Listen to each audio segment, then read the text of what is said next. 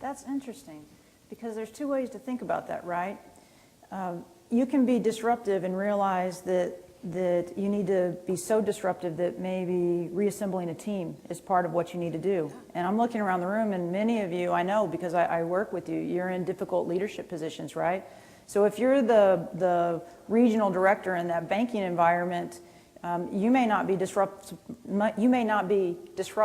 enough if you don't retool the team so that they can sell during the day, because that's the business model that's going to be most appropriate to move your organization forward. So it's kind of an interesting thing, isn't it, to figure out what the line is, what the benchmark. Just because the team doesn't appreciate it, does that mean that that's the benchmark and that's where you have to stop, or do you press forward and you keep your initiative moving in the direction it needs to move in? Well, if you put the needs of the organizational vision first, then you're going to do what it takes to get there. And that means that you have to look at who is on the team versus who are the people who you actually need on the team. Not in the sense of people, an individual, with any kind of description, but in the way in which they want to contribute to the team. This is the disruption of teamability, is to look at it not from the standpoint of the individuals, but from the standpoint of the needs of the organization, as if it were a living, breathing thing. So Whitney, when she says something like that, in my mind, I'm thinking you have two things going on here. You have the individual who's striving to be at their best and do their best and also achieve the highest that they can achieve, but then you have the team and the organization who's trying to be as successful as they can be. How do you mesh those two things, and what becomes the individual's number one concern? Mm-hmm. Well, you framed, the grand paradox, right? And I think that's one of the reasons that companies are struggling so much right now, is because individuals are looking at their job and saying, when I go to work, I want my work to pay my bills, but I also want it to do an emotional and social job for me. I want to feel satisfaction. I want to feel like I'm making a difference in the world. And the workplace for many people is still stuck in the industrial area, mm-hmm. where it's about an assembly line, putting things in, bringing them out. So there's a huge disconnect in what the companies bring versus what individuals bring. I think in terms of the actual team itself, one of the things I've thought a lot about is the notion of entitlement, and how when you're able to start to battle entitlement within an organization, then you can start to deal with that. Let me give you a couple of examples. I think entitlement can come in when you're early on, when you're starting your career. You don't want to do the work that you need to do. You just think you should get promoted because you showed up. We've all dealt with people like that. You're all laughing. Yes, we have. But I think it also happens as we move up that learning curve as well, and we become literally entitled. So, for example, there's a story that I love because this man was not entitled. His name is Dr. Stephen Curley. He's at MD Anderson in Houston. And one day he had a fellow by the name of John Kansas reach out to him and say, you know what, I'm a radio technician by trade, and I have an idea for cancer treatment using non-invasive radio waves.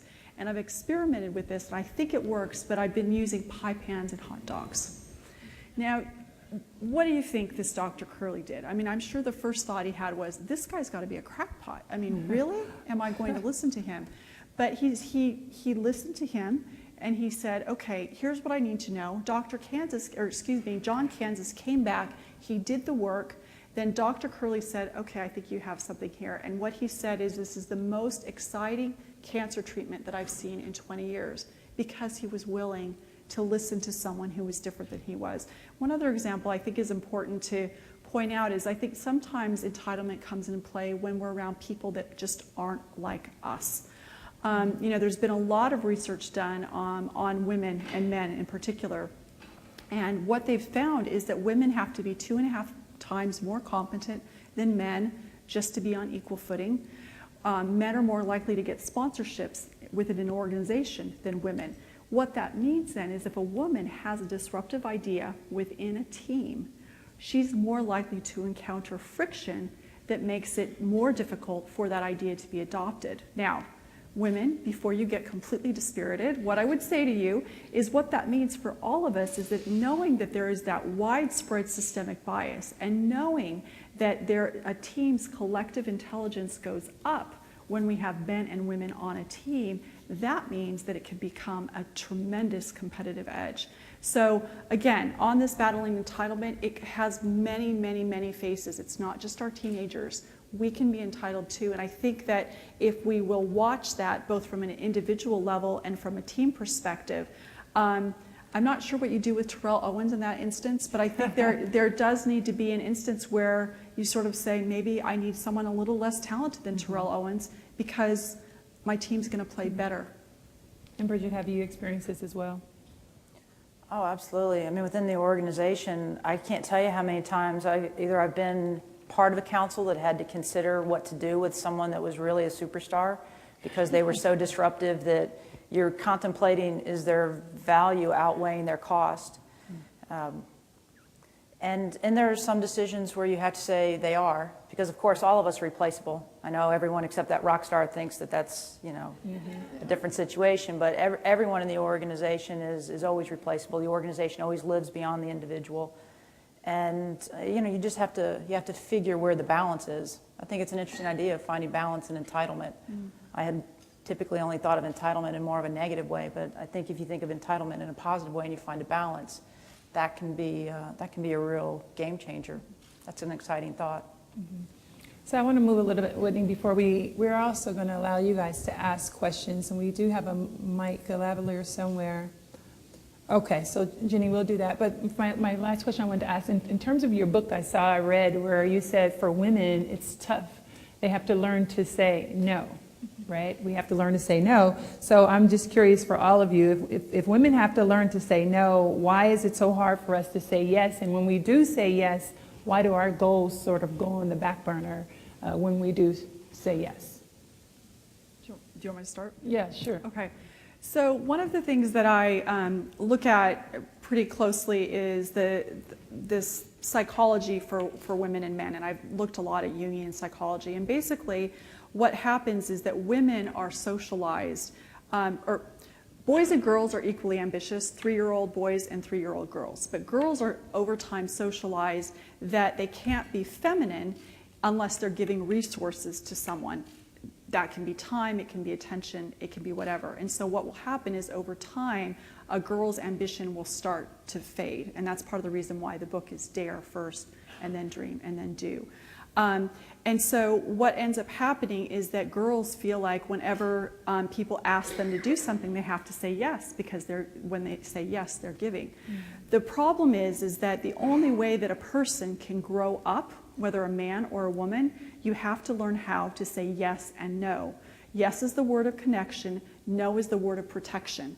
Men tend to do no a little bit better than women, so men have to learn how to say yes in order to improve a team, while women have to learn how to say no in order to improve a team. And as we learn how to do those, then we're much more likely to move our project and our lives forward. And I know we all get a lot of practice with our kids doing the same thing, but Bridgette, how does that apply to you with the yes and no's? And have you found that you've had to say no more in the position that you're in now to end up understanding when to say yes? Well, absolutely. A no is a calculated response, isn't it? But that's a good thing. I think that for me, and I don't always get a lot of favorable press when I say things like this, so I'm not anticipating any now, but I don't see the difference in men and women at work. I see it all day long over a cocktail with friends, so on and so forth, but in my opinion, when I go to work, I can't tell the difference. I choose not to see the difference. And so I act as if there is not a difference. But let me tell you where there's a flaw in that. It's when we communicate yes or no. So we can leave the processing of whether we say yes or no to a different question. But once you've made a decision to say yes or no, there does seem to be a different way that we communicate. And what I would say to everyone in the room is if your colleague that you're working on an important project with or that you're collaborating with is of opposite gender, then being more direct and being more of a listener is an important thing, because sometimes you've got one person that's going to walk around the apple cart 20 times and the other person saying, hello, we're right here. We just need to say yes, let's go. And learning how to create that cohesive communication allows for a much more fluid yes or no, because once you get the answer, you already have a pretty good appreciation for how you're going to move forward, and projects just seem to be much easier to work with from there forward. And Dr. J, can you relate? I've got a couple of decades of data that says that from the organization's perspective, the organization does not care about gender, race, age, or nationality. Because when we did our validation studies, we looked at all of them. And so from the organization's perspective, understand that what Bridgette is doing is exactly what the organization wants.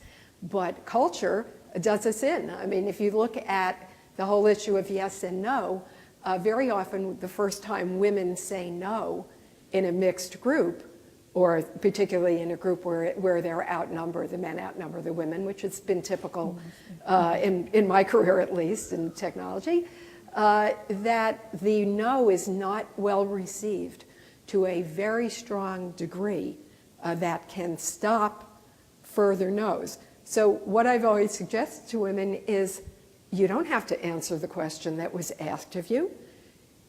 Change the question. Make it a question that you can answer yes to.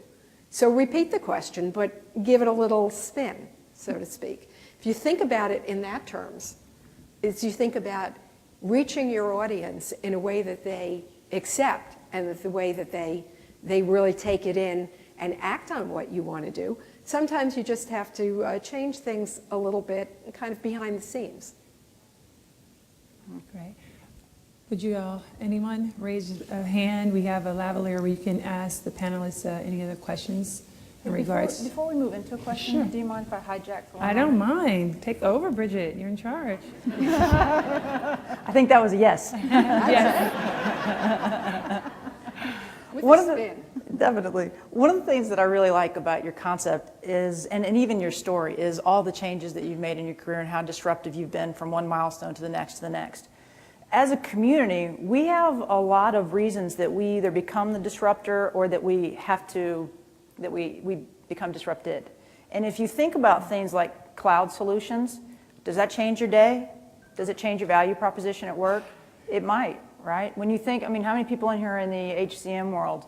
What does success factors mean to you, right? So, I mean, putting it back in the context of being here at Annual Conference and Sapphire Now, there's a lot of things that I hear, and I see a lot of emails back and forth about what does this mean to me, and it comes down to, I think, perhaps even what you might call, it might even be a fear. Does this replace me somehow? What does this mean?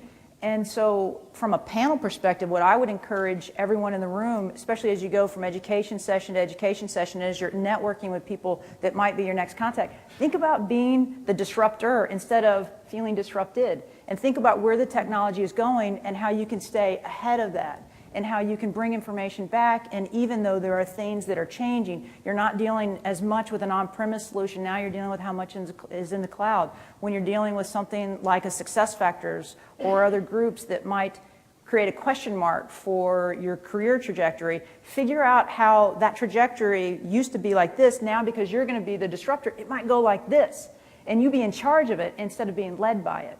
And I think when you're in a conference like this, and where you've got, nearly 20,000 of your best friends walking around, there's a lot of business cards for people who are looking for just that person who can say, this is a fantastic new technology, and given my experience in the previous reality, this is how we can make this a game changer for your organization. So if I could just encourage you a little bit to be disruptive and take the education and take the networking opportunities that you have and go back and influence your environment, I think that is a great way to think about what all of you have the opportunity to do as soon as you get back to your organization.